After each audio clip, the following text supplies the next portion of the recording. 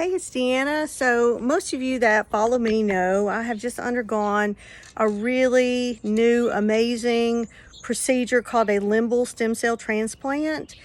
And I just wanted to address, like, what are my expectations? How do I define success in what this procedure could do for me? Because success with this procedure is going to be different from every patient.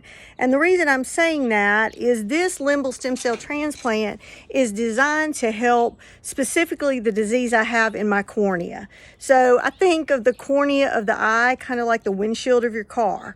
And if you can't see out of your cornea for whatever reason, you can't navigate life very well, because just like if your windshield was covered up with mud or dirt or damage, it doesn't matter if you've got a Ford Pinto or a Lamborghini. If you can't see out of your windshield, the rest of the car or the rest of the eye can't really function normally.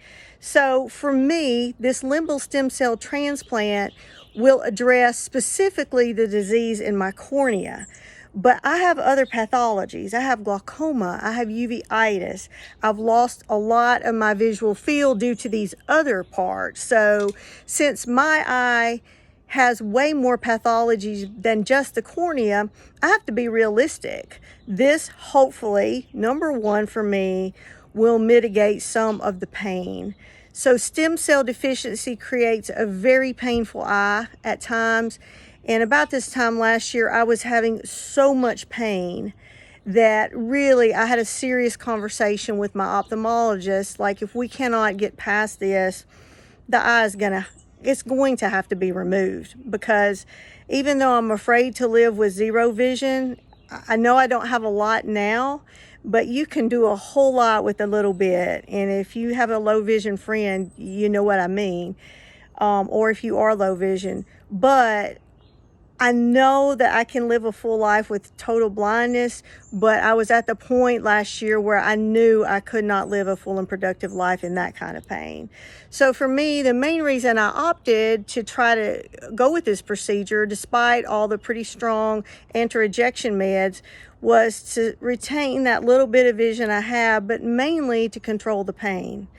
And so I will always be visually impaired, severely visually impaired, even if this is a raging success, which I hope it is.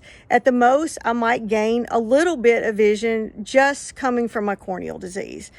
That's enough for me. But now for some other patients, like I met a patient named Jim, and he had eye damage when some caustic chemicals, a container broke, and it splashed up into his eyes. So his damage to his eyes was just cornea, and it scarred, it burned and scarred his corneas and killed the stem cells.